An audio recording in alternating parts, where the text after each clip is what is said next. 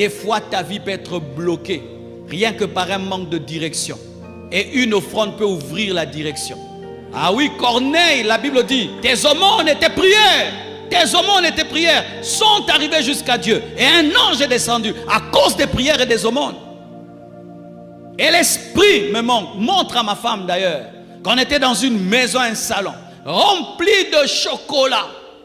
Et quelqu'un prenait un seul chocolat à nous donner. Et j'ai reçu la révélation. Et on a appliqué la révélation. Et aujourd'hui, Dieu nous a mis au large. Vous savez qu'on a fait cette offrande, on a fait une semaine pour manger. C'était difficile. Une sœur habitait avec nous. Elle était étonnée de la pauvreté qu'il y avait dans ma maison pendant cette semaine-là. On avait accepté. Vaut mieux être pauvre pendant une semaine et devenir riche toute ta vie. Encore des miettes que tu donneras encore. Ici, tu donneras des miettes. Dimanche, des miettes. Mercredi, des miettes. Vendredi, des miettes. Et ne dis pas, je suis un étudiant. J'étais un étudiant. Lorsque j'ai reçu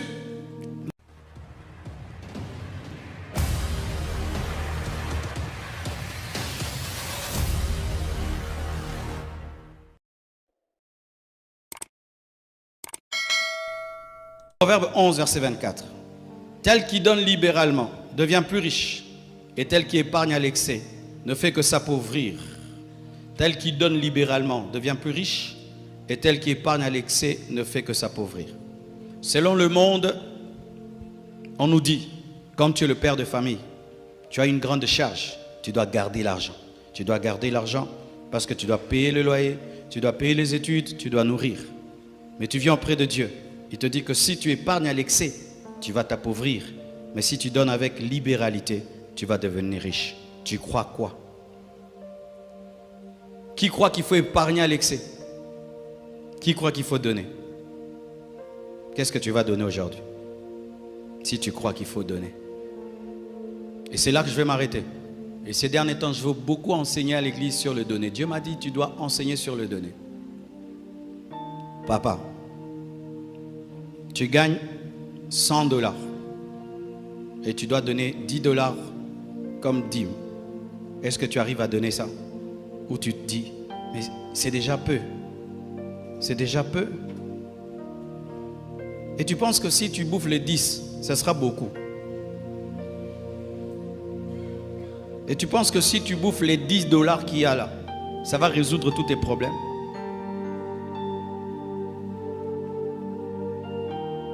Est-ce que tu as la pensée de la libéralité?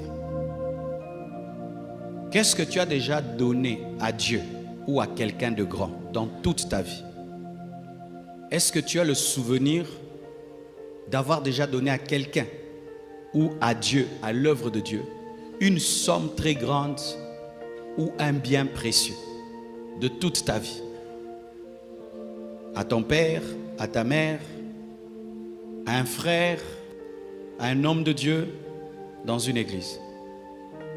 As-tu déjà mené une offrande dans un culte où tu sens que vraiment aujourd'hui, j'ai vraiment donné?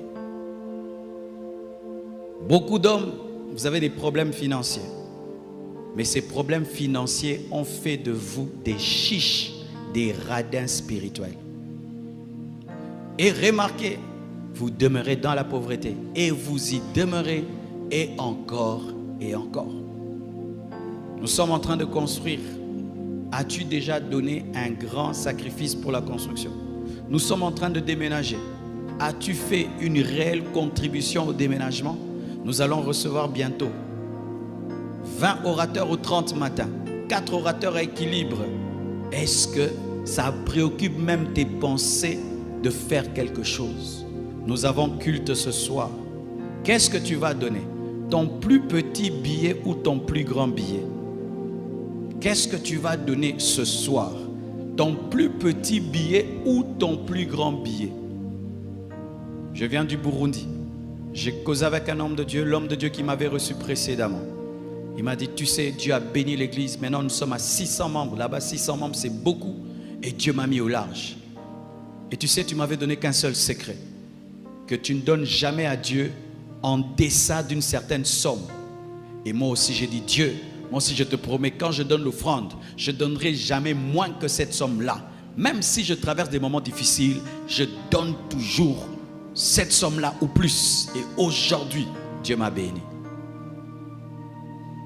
Tu vas dans des restaurants chics, mais ici, quand tu donnes, est-ce que ça équivaut les restaurants chics? As-tu déjà donné à Dieu 100 000 $? Il y a déjà des gens dans cette église qui ont déjà donné à Dieu 100 000 $. Dans cette église. As-tu déjà donné à Dieu 70 000 $? Il y a quelqu'un qui a déjà donné dans cette église 70 000 $. As-tu déjà donné à Dieu 50 000 $?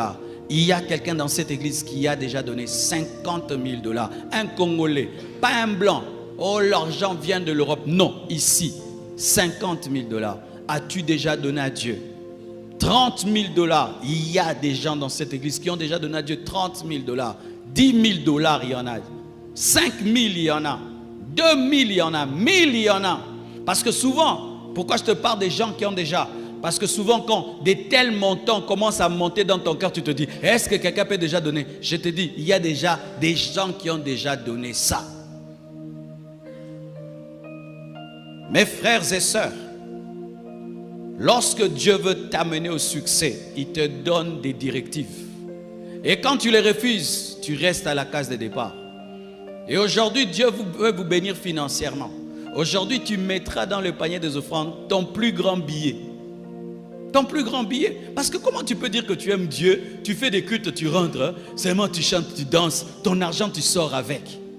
Comment? Les musulmans ne font pas ça. Les occultistes ne font pas ça. Seulement nous. Des miettes et des miettes dans les paniers. Des miettes et des miettes. Des miettes et des miettes. Et des miettes et des miettes. Tu prends une moto, elle te dépose le reste. C'est ce que tu vas mettre ici. Tu prends un taxi, le reste, c'est ce que tu vas mettre ici. Tu prépares ta veste, ta chaussure, jamais l'offrande. Tu cherches l'offrande en plein culte. Mais tu prépares la veste. La sortie dimanche avec la famille, tu as déjà préparé le montant. La sortie au restaurant après le culte, tu as déjà le montant. Mais le montant que tu vas donner, non. Si seulement quand tu vas mettre la main dans la poche, ce que tu tiendras là, c'est ce que tu donneras. Est-ce que même tu donnes tes dîmes? Tes dîmes, tu as 5 années de vol, 10 ans de vol. Et tu veux que Dieu te bénisse. Frères et sœurs, il fut un temps, j'étais un pasteur pauvre. J'avais un problème de renouvellement de l'intelligence en matière d'offrande. J'avais l'onction, les miracles, les prodiges. L'église grandissait. Mais après le culte, je restais debout devant l'église pour avoir un taxi. Et quand même j'avais un taxi, j'étais incapable même de louer un taxi. J'entrais devant à deux personnes, ne pouvant même pas m'acheter une voiture de 1 000 $. Et je priais, je demandais, jusqu'à ce qu'un jour j'aille dans une église. C'était le temps des offrandes. J'ai vu l'homme de Dieu sortir une offrande. Alors j'ai compris que je jouais. Et un jour, ce qui a tout déclenché, mes frères, on a reçu un groupe musical français. Ils ont prêché, chanté. C'était l'heure de leur bénir. Et l'église n'avait pas suffisamment donné. Et je trouvais qu'on ne pouvait pas leur donner une telle somme d'argent. L'Esprit me dira de donner tout ce que j'avais dans ma caisse, tout ce que j'avais dans ma maison, et de leur donner. Tu t'imagines, tu as des enfants, tu as une femme. Et j'en ai parlé à ma femme, elle a accepté. On a vidé tout ce qu'on avait. On a donné à ces hommes. Et ils ont prié pour nous, ils sont partis. Frère, des fois ta vie peut être bloquée, rien que par un manque de direction. Et une offrande peut ouvrir la direction. Ah oui, Corneille, la Bible dit, tes aumônes et tes prières, sont arrivées jusqu'à Dieu. Et un ange est descendu à cause des prières et des aumônes. Et l'esprit me montre à ma femme d'ailleurs, qu'on était dans une maison, un salon, rempli de chocolat. Et quelqu'un prenait un seul chocolat à nous donner. Et j'ai reçu la révélation. Et on a appliqué la révélation. Et aujourd'hui, Dieu nous a mis au large. Vous savez qu'on a fait cette offrande, on a fait 1 semaine Pour manger, c'était difficile. Une sœur habitait avec nous. Elle était étonnée de la pauvreté qu'il y avait dans ma maison pendant cette semaine-là. On avait accepté. Vaut mieux être pauvre pendant une semaine et devenir riche toute ta vie. Encore des miettes que tu donneras encore.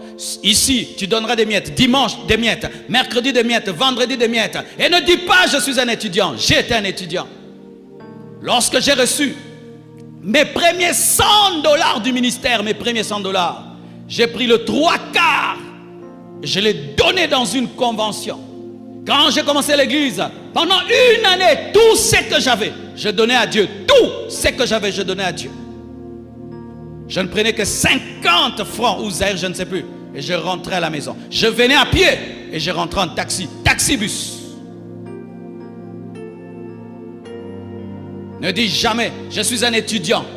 Dieu ne te demande pas de donner comme le millionnaire. Dieu ne te demande pas de donner comme un riche. Il te demande de donner dans ta pauvreté. D'ailleurs même, l'une des offrandes les plus acceptées, valorisées dans la Bible, c'est l'offrande d'une veuve. Lorsque Élie devait être nourri, il est envoyé chez une veuve. Chez une veuve qui devait tout donner chez la veuve. Pas seulement chez la Sunamite Élisée, mais on parle aussi de la veuve de Sarepta. Lorsqu'Israël a quitté l'Égypte et ils sont entrés dans le désert, malgré le désert, Dieu a demandé une offrande dans le désert. Quel manque de pitié! Non, c'est ça la révélation pour entrer dans la richesse. Mais si tout le temps tu présentes ta pauvreté, tu seras toujours pauvre. Comment Dieu va te donner de l'argent alors que toi-même tu es dominé par l'argent?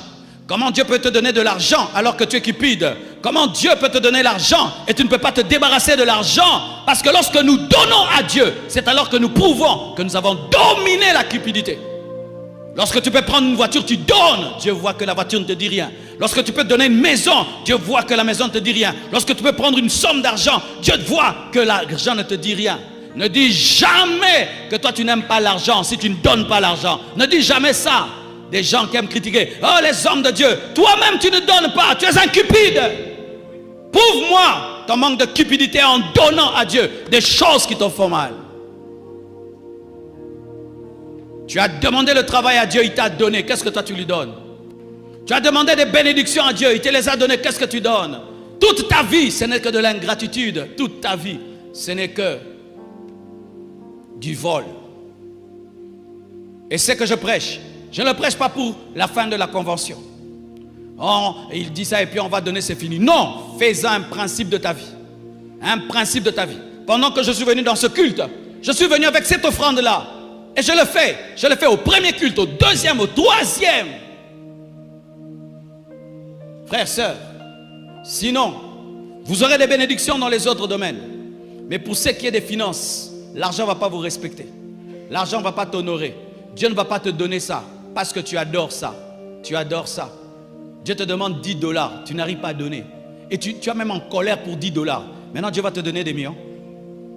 Il te dit, donne-moi le $10 que tu as là. Tu es fâché. Et puis tu veux que Dieu te donne $1000. Comment il peut te donner $1000? Comment il peut te donner $1000? Dieu te testera. Il te dit, donne-moi $10. Tu donnes. Ok. Il commence à te donner des $100. Et puis un jour, il dit, donne-moi $100. Tu donnes. Ok. Il commence à te donner $1000. Et puis un jour, il dit, donne-moi $1000. Tu donnes. Ah, ok. Il commence à te donner $5000. Il vient, donne-moi 5000. Tu donnes. Ah, il commence à te donner 10 000. C'est comme ça que les gens avancent dans la vie. Sinon, vous allez chanter, adorer. L'argent, ça va être un mystère dans vos vies. Vous allez commencer à taxer les autres. Eux, il est occultiste, il est magicien. Il n'est pas occultiste, il n'est pas magicien. Là où toi, tu ne donnes pas à Dieu, lui donne à Dieu. Lui donne à Dieu. Et je t'assure, l'argent, ce n'est pas que des billets. Je termine avec ce témoignage. Vous savez quand on devait acheter la parcelle ici? Ici, on achetait $1 million. Une église de jeunes étudiants à $1 million.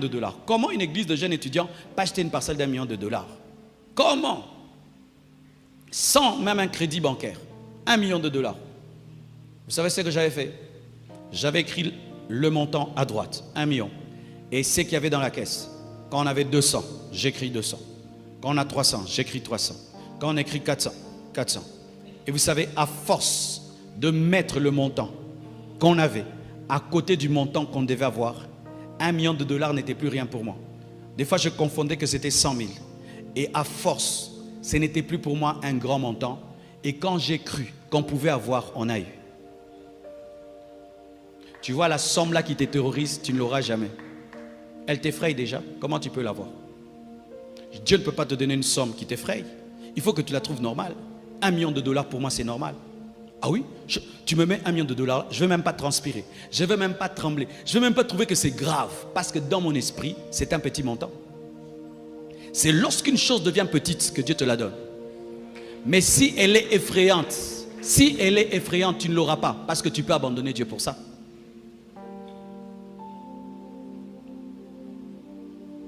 Arrêtez de donner à Dieu des choses que vous ne pouvez pas donner au pasteur. Frère, l'offrande que tu as préparée là, tu peux me donner ça? L'offrande que tu as préparée. Si je dis, ne donne pas, donne-moi ça. Tu peux me donner ça? Tu ne vas pas me donner. Mais c'est ce que tu vas donner à Dieu. Si je disais, non, aujourd'hui, donnez-moi seulement ça. Tu vas mettre ça ici? Tu ne vas pas mettre ça ici. Mais tu vas mettre ça là pour Dieu. Donc je suis plus que Dieu. Quand j'ai compris ça, j'ai dit c'est grave. Si tu reçois une autorité chez toi, tu vas acheter du jus. Je ne sais pas si les jus coûtent combien. Ça coûte combien les jus CRS?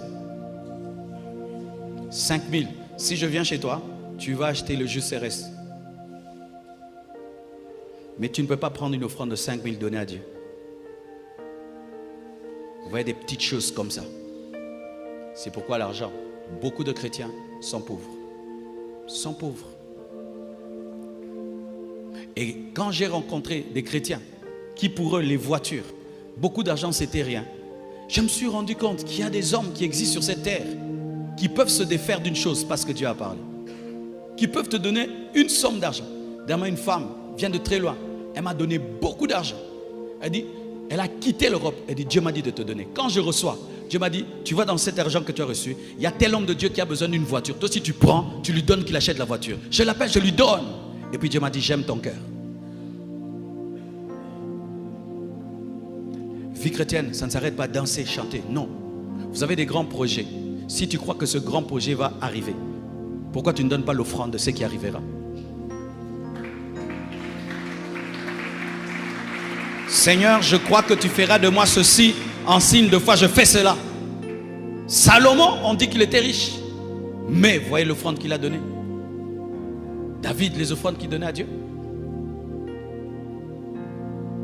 Comment des fois nous pouvons être nombreux comme ça? Quand le diacre donne les comptabilités des offrandes, on croirait une église de 500 personnes. Pourquoi? Parce que les gens laissent des miettes. Quand on compte l'argent derrière là-bas, il faut voir comment plein de 500 francs, plein de 500 francs, plein de 500 francs. Le temps des offrandes n'est plus un temps d'adoration. C'est devenu un temps de mépriser Dieu, d'offenser Dieu. Comment Dieu t'a béni comme il t'a béni? Tu donnes l'offrande comme un étudiant. Un étudiant donne même mieux que toi. Ta femme donne même l'argent plus que toi. Alors que c'est toi qui lui donnes l'argent, mais ta femme, elle donne à Dieu plus que toi.